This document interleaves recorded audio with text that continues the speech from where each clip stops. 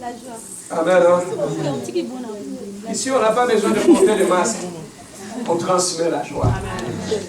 Amen. Hein? Bien aimé, pourquoi nous sommes là?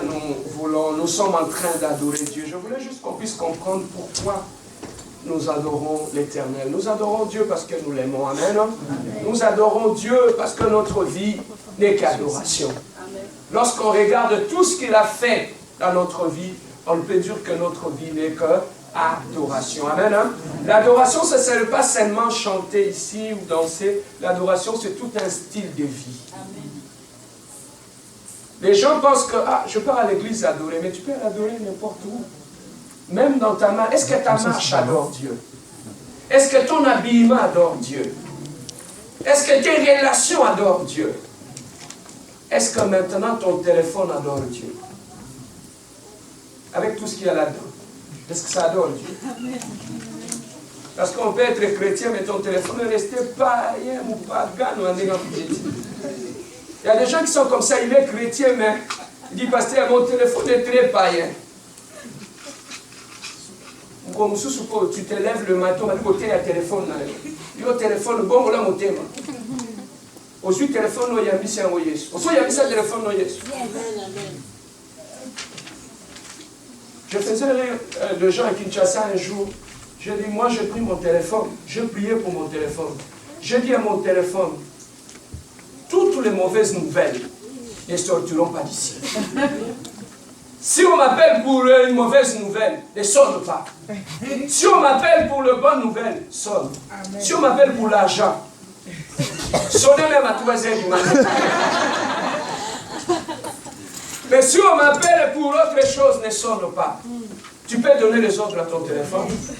Si on m'appelle pour de mauvaises conversations, ne sonne pas. Et si on m'appelle pour de bonnes nouvelles, vous pouvez sonner. Mais nous allons rapidement, pendant quelques minutes seulement, et comprendre. Le vendredi, nous étions ici, nous étions tellement bénis. Est-ce que quelqu'un était béni le vendredi? Est-ce que quelqu'un a vu la main de Dieu ici? Dieu est amour, papa. Quand on a commencé la compassion à Kinshasa, on était encore des jeunes étudiants. J'étais avec mes amis, on était étudiants, on faisait l'étude d'ingénieur. J'ai dit à mes amis, Dieu va nous visiter.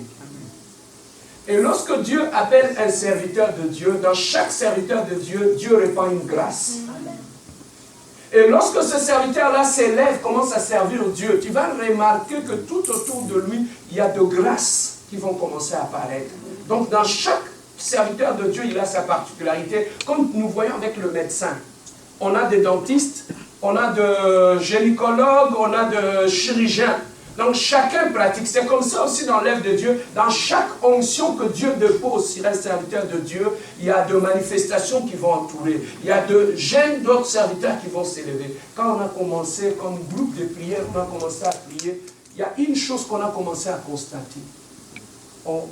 Deux fois, quand on priait, il y avait une telle gloire qu'on n'avait pas besoin de commencer à prier. Papa, on commençait la prière, on chantait, on voyait des manifestations du Saint-Esprit. Rien qu'avec la chanson. On voyait la manifestation du Saint-Esprit. Et on a remarqué une chose. On avait même des enfants qui avaient 7 ans, 8 ans. Quand ils ferment les yeux, ils commencent à prophétiser, tu écoutes Dieu. Ça, c'est une grâce. C'est une particularité que Dieu m'a donnée à chaque fois que je sers Dieu.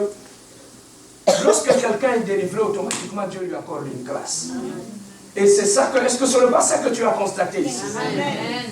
C'est une grâce. Les vendredis, nous étions ici, nous étions délivrés. Qui a été délivré comme moi? Est-ce que tu as vu la main de Dieu? Amen. Tu vois que toi, tu manques toujours. On a vu la main de Dieu, on a vu de grâce, Dieu accomplit de grandes choses. Nous sommes en train de monter. Dieu est en train de nous amener quelque part. Amen. Hein? Est-ce que quelqu'un peut répéter après moi? C'est ici où il y a ma bénédiction. C'est ici où il y a ma bénédiction. Dis à ton voisin, voici l'adresse de ma bénédiction. Nulle part ailleurs. Ici, c'est l'adresse de ma bénédiction. Que les anges m'écoutent. Que le ciel m'écoute. Cet endroit, c'est le lieu de ma bénédiction. Là où j'ai mis mes pieds, c'est mon lieu de témoignage. Là où j'ai mis mon pied, là où j'ai mis mes pieds, C'est mon lieu de témoignage. Ce lieu est mon lieu d'adoration. C'est aussi mon lieu de témoignage. C'est l'adresse de ma bénédiction. Oh, qu'il te soit fait selon ta foi. Oh, qu'il te soit fait selon sa foi. Oh, je parle à quelqu'un qu'il te soit fait selon ta foi.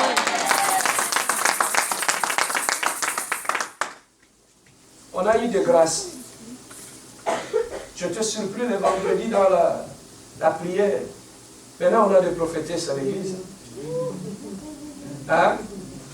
Je ne vais pas les présenter pour qu'on les attaque pas. Je les protège d'abord. On a des prophétesses, on a des dons. Tu viens à l'église, tu viens prier. Il y a des combats dans ta famille. Dieu te délivre et il t'ouvre les yeux, il te montre ce qui se passe dans ta famille. Imagine-toi une telle grâce. On a vu ça le vendredi ici.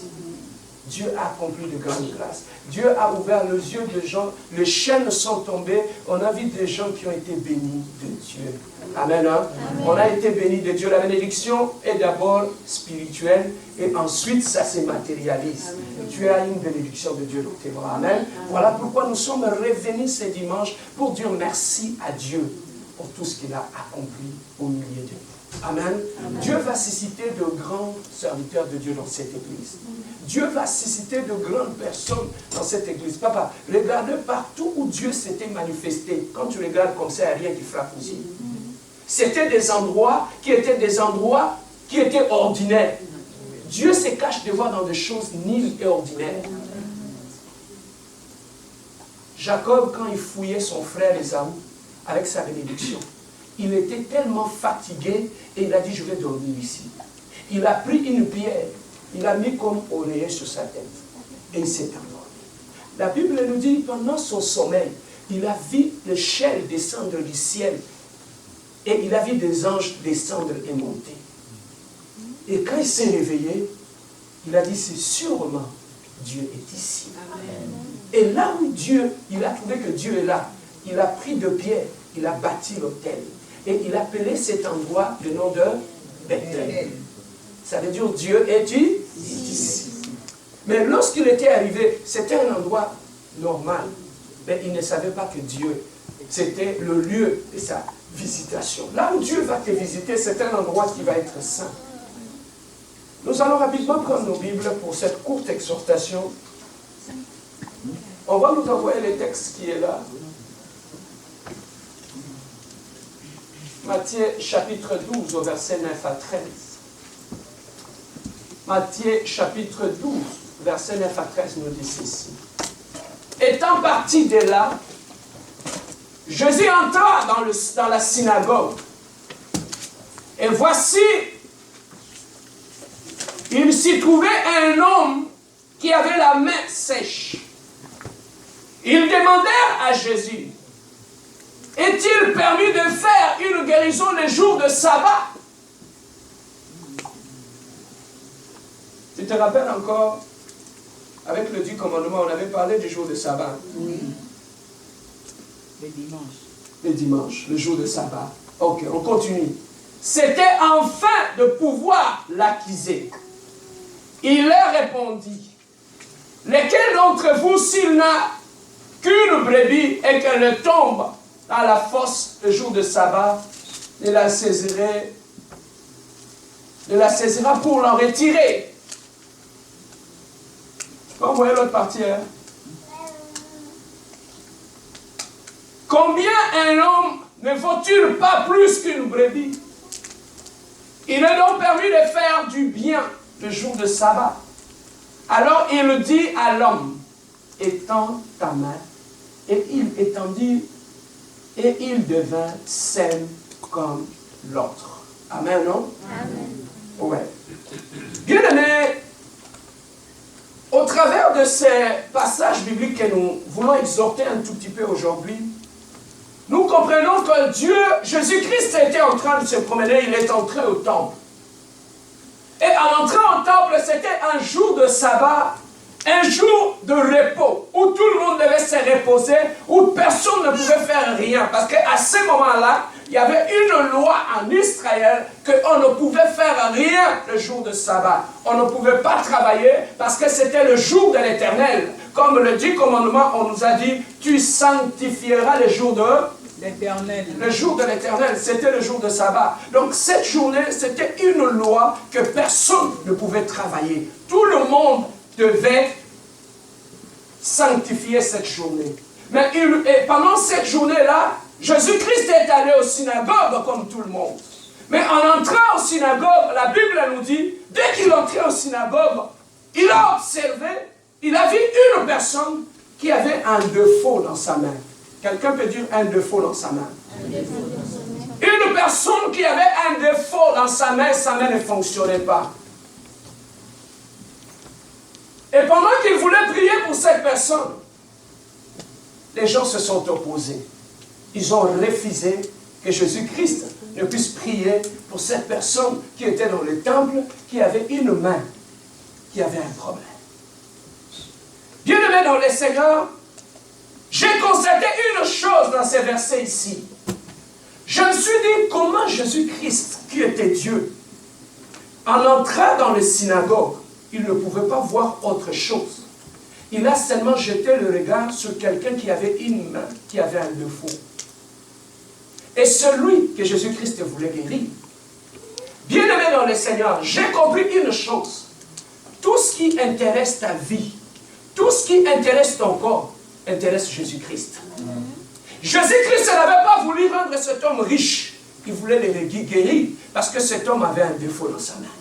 Donc je voulais tout simplement dire à quelqu'un ce matin, tout le défaut que tu as dans ta vie, dans ton caractère, il y a un Jésus-Christ qui est capable de te guérir aujourd'hui.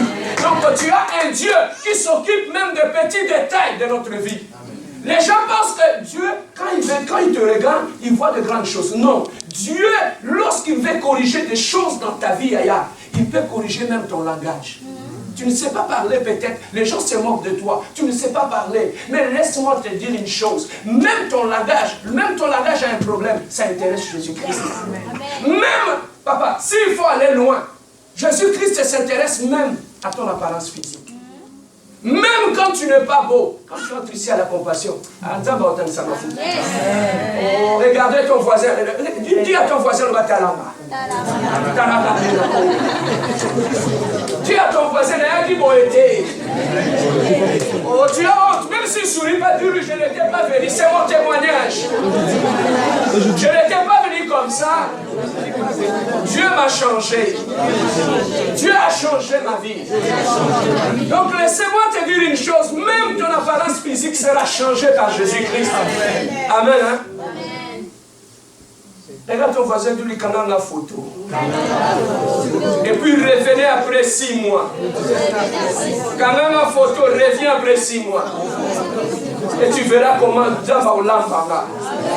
Dieu s'occupe même des détails. Je me suis dit, Dieu ne s'était pas occupé de l'onction de cette personne. Il ne s'était pas occupé de la vie de prière de cette personne. Mais comment, quand il est rentré dans les synagogues, la première des choses qu'il a vu la main de cette personne, un défaut. Bien-aimé, laissez-moi te dire une chose. Le seul fait que tu es dans la présence de Dieu, oh, je parle à quelqu'un, Dieu va changer tes défauts. Même si les gens se moquaient de toi à cause de ton défaut, sache qu'il y a un Dieu qui est capable de s'occuper même de ton défaut. Amen. Moïse a dit, Seigneur, tu m'envoies vers Pharaon. Je ne sais pas parler, je suis bête. Dieu a dit non, non. Il a dit non, pas moi, Seigneur. Prends mon frère, prends-le. Aaron peut parler mieux que moi. Lui, il parle mieux. Moi, tu ne peux pas, parce que je suis bête. Dieu a dit, pas une autre personne, c'est toi seulement. Avec tes défauts, c'est comme ça que je vais l'utiliser. Amen. Amen, hein? Amen. Oui, bien aimé. Dieu voulait guérir cette personne, mais les gens sont venus. Seigneur, tu ne peux pas guérir cette personne. Mais il dit, pourquoi je ne peux pas guérir? Ils ont utilisé la loi. Ils ont dit, n'est-ce pas que Moïse dans la loi, il a dit que le sabbat, on ne peut pas guérir une personne. Il a dit que le sabbat, on ne peut pas prier pour une personne. Mais Jésus-Christ a dit, lorsque parmi vous, quelqu'un s'abrévit, tombe dans la fosse, le jour de sabbat. Voilà comment l'être humain est méchant. Quelqu'un qui a un problème, on veut prier pour lui. L'être humain utilise la parole de Dieu. pour bloquer la bénédiction. Papa, il y a beaucoup de gens qu'on voit même aujourd'hui dans nos églises. Si tu lui donnes la Bible pour prêcher, il ne sait pas prêcher. Mais lorsque tu as un problème avec lui, il sait où aller trouver un bon verset pour t'attaquer avec lui. Sorcier. Il ne partage, même sur les réseaux sociaux, il ne partage jamais les versets bibliques. Vous savez, il y a des gens, même les choses de l'église, ils ne partagent pas sur leur page. Vous savez pourquoi? Parce que là où il vit, ils savent qu'il est païen. Il n'est pas chrétien. On a vu des gens à Kinshasa avec la Bible, des frères avec qui on priait. Vous allez les chercher sur lui, on dit, papa, on est venu chercher le frère Martin. Martin, c'est un frère? Est-ce que dans ton travail, on sait que tu es servante de Dieu? Est-ce que dans ta famille, on sait que toi, tu sers Dieu? Voilà pourquoi ces gens-là ont peur. Même quand il y a des choses de l'église, ils ne peuvent pas partager sur leur page. Parce qu'on va dire, papa, il va me dire Jack Daniel. Si aucun c'est parce que tu as double identité. Amen. Hein? Voilà pourquoi tu as du mal même à exhorter les gens dans les réseaux sociaux. Et quand les autres exhortent, tu appelles ça, vous voulez vous faire voir pourquoi? Vous partagez tout le temps les versets bibliques, pourquoi vous voulez vous faire voir? Papa, attention à la Bible. Dieu a dit, une lumière, quand on l'allume, on ne la met pas sous la table, on la met sur une montagne pour qu'il éclaire tout le monde. Voilà pourquoi nous éclairons. Chaque matin au niveau du matin, on va éclairer. On va proclamer la parole de Dieu et nous sommes une lumière. Oh, j'entends quelqu'un qui se lève et qui dit, je suis une lumière. Oh, dit, je suis une lumière. Je vais éclairer ma famille. Je vais éclairer ma maison. Oh, je suis une lumière. Je suis appelé à briller. Les ténèbres ne sera pas en moi. Les ténèbres ne sera pas dans ma vie. Je suis une lumière. Placée sur une montagne. Amen. Montréal me verra. Montréal me verra. Oh, je suis une lumière. Placée sur une montagne. Même les aveugles, ils me verront. Ils me verront.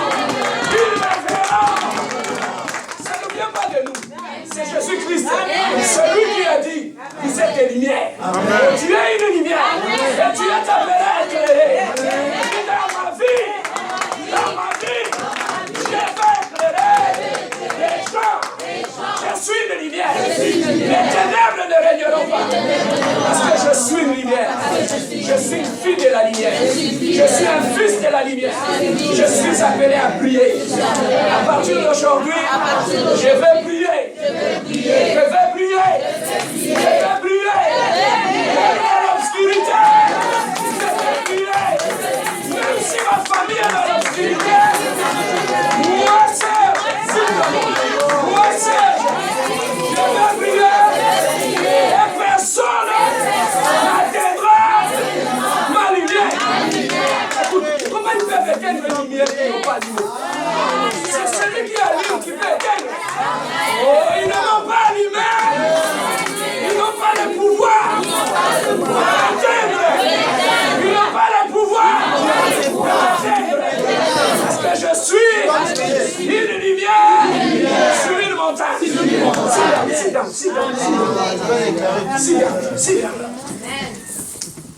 Déclaration contre déclaration. Vous êtes là, vous vous assemblez, vous vous maudissez. Je me lève chez moi, je me déclare ce que je suis. Tu sais pourquoi ils ont la victoire sur toi? Parce que tu ne connais pas les secrets de déclaration. La nuit, pendant qu'ils sont en train de t'envoûter, le matin, tu te réveilles. J'aime ça dire. Sois le prophète de ta vie. Ne courez pas derrière les prophètes. Il y a un prophète qui vient. Non, lui, ou là, ça. Tu vas là-bas. Non. Dieu t'a établi. Tu es le prophète de ta vie. Le matin.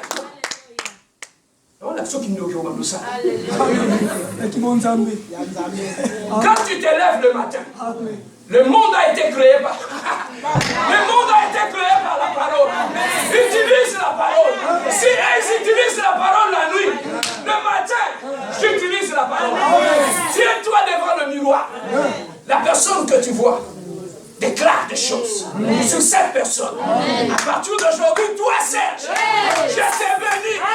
Je proclame la parole.